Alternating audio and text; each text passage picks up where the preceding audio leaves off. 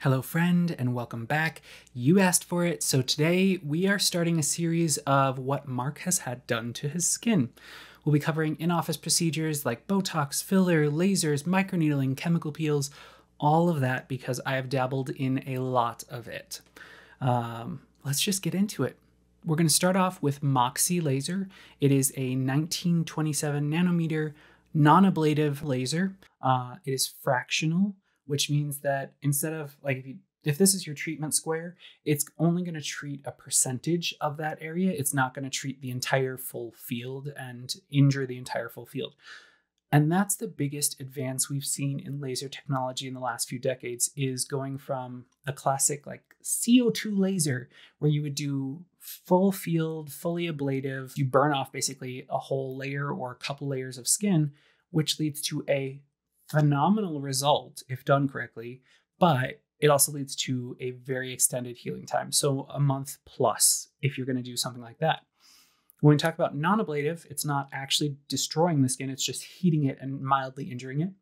And fractional, which means that not only is it just injuring the skin, not destroying it, it is only injuring a percentage of every area that's treated. For the Moxi, it's between 5 and 20% of each kind of square inch or whatever area you're treating. It will treat between 5 and 20% of that area with the energy pulses based on your provider's settings. So if you're going for a deeper result, it'll be a higher percentage. If you're going for a lighter result, it'll be a lower percentage. So it's going to help build collagen. It's going to help minimize pigment. It is going to help with just overall rejuvenation of the skin and its appearance. So it's going to look clearer, brighter, smoother pores, just airbrushed. I keep coming back to that. Skin looks just airbrushed and glowy, which is what we all want, right? I have had 2 of these now, and both of them were a level 3 treatment, which is the highest of the 3 levels.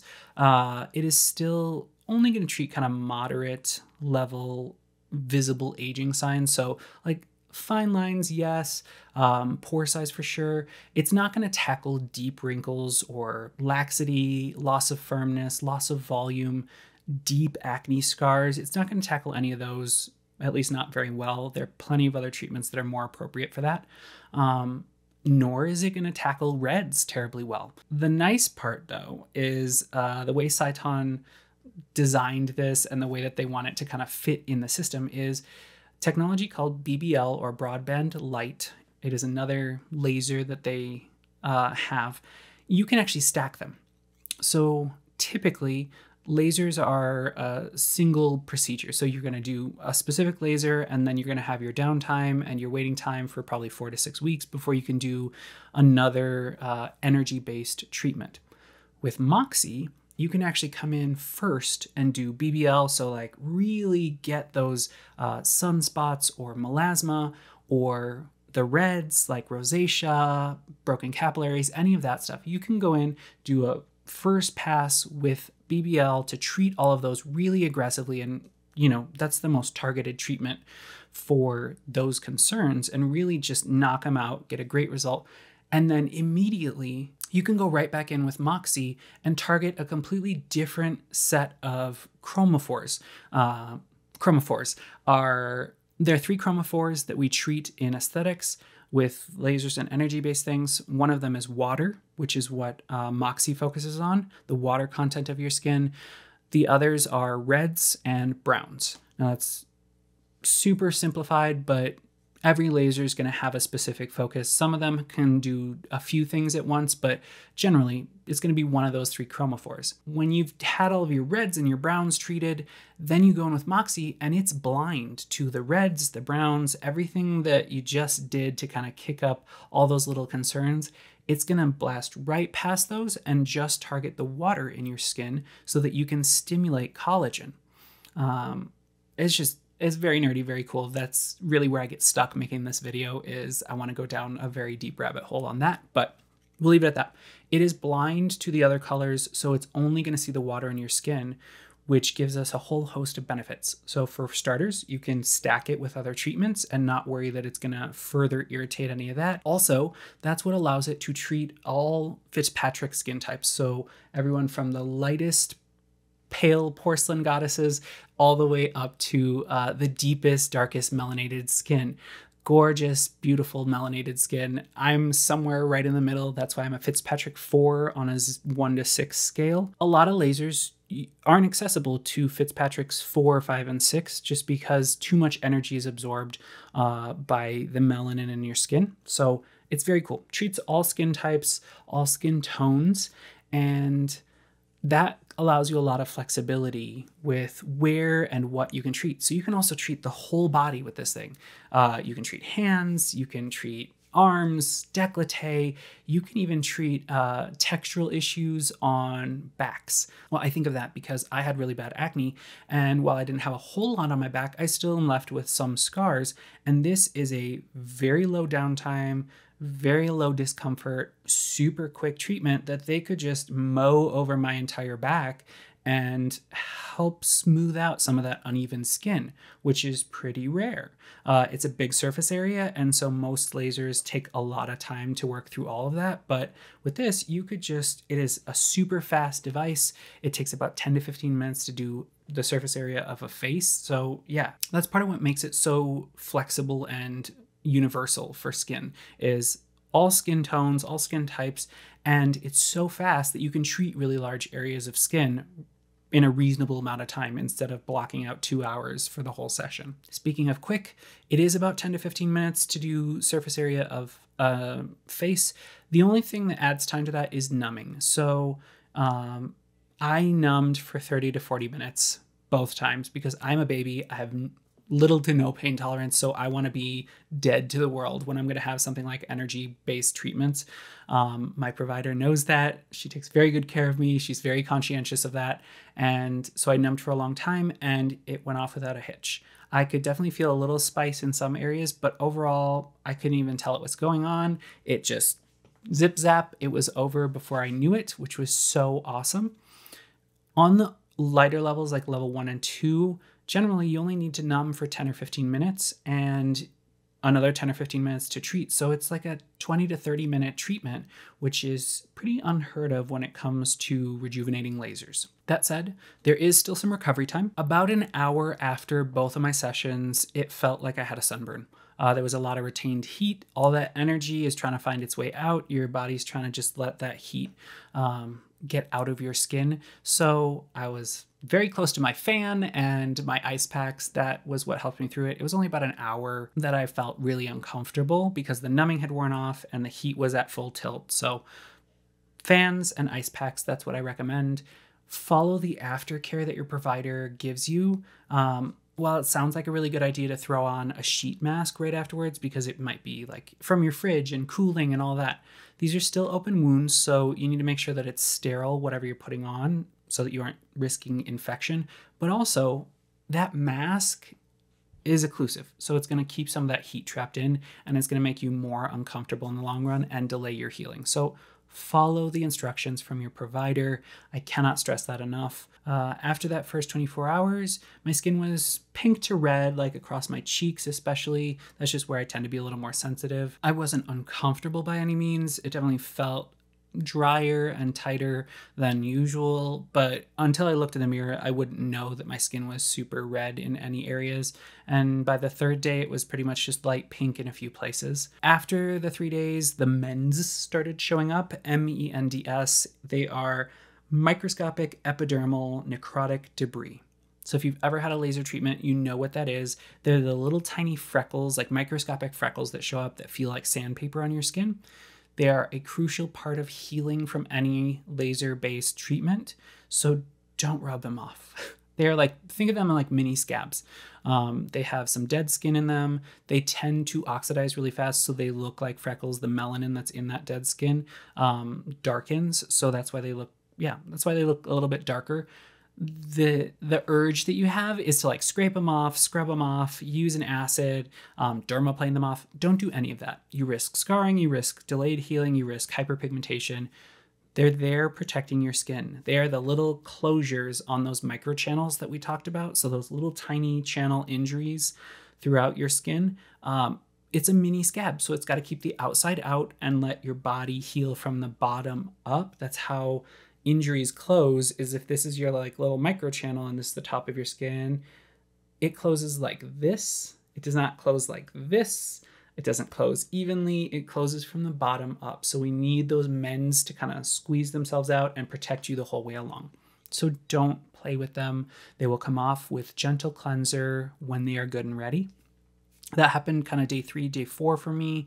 My whole healing time was about 10 days, and then I was back to normal. No sensitivity left, no dryness, nothing, just nice and glowy.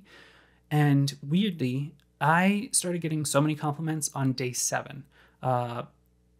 People were floored that I didn't have any makeup on. I didn't have any tinted moisturizer on. It was just my skin looking glowy and smooth. And the second time I did it, it was even better. So like I said, really low downtime, pre and post.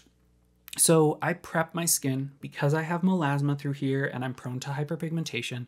I prep my skin with about a week of hydroquinone. I use a 4% from Obagi.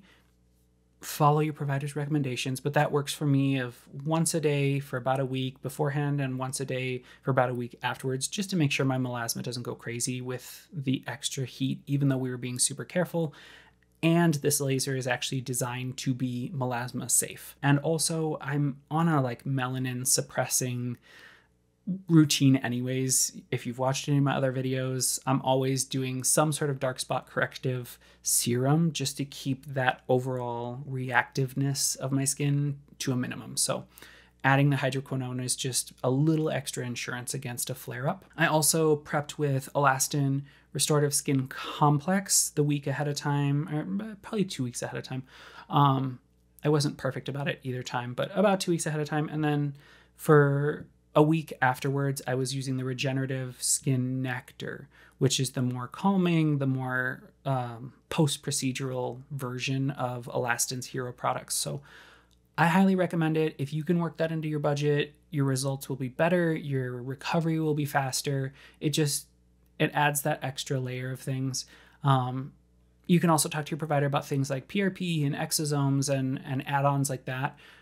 Depending on what you're looking for, they will guide you in the best direction, but I did not do exosomes or PRP. I just did the Moxi on its own, mostly because I just wanted to see what will it do all on its own, and then we can get a little fancier down the line with follow-up treatments and stuff, but I think it was amazing all on its own. Quick disclaimer, now that we've gone a ways into this, this is not medical advice. You are not my patient. I am not your provider. So you need to discuss all of the options and risks and benefits with your own provider. This is just meant to be educational. So I want to tell you about a thing that I had done and why I enjoyed it and what went well, what didn't go well. All of that is what we're going to cover in these videos, but it's not meant to be prescriptive to you. I am a 30-something Hispanic male with melasma, a FITS 4. I'm normal to dry, and I am I'm decades post-Accutane now. And all of that means that my skin needs to be treated a certain way, and I'm going to have certain concerns and certain amount of resilience to it. And you have your own history, your medical history, your skin's history, your goals, your challenges. So you need to discuss it with your own provider to decide if this is a good idea for you. And that's all I'm going to say about that. It's tricky to discuss pricing on this kind of thing. You can Google it and you can often find pricing in your own area, but aesthetics is a competitive industry, and so it's going to vary depending on your geographic location, what sales they're running, what time of year, if you're purchasing them as a package or alone, or if you're a previous patient or a new patient. All of that factors into what the price is going to be.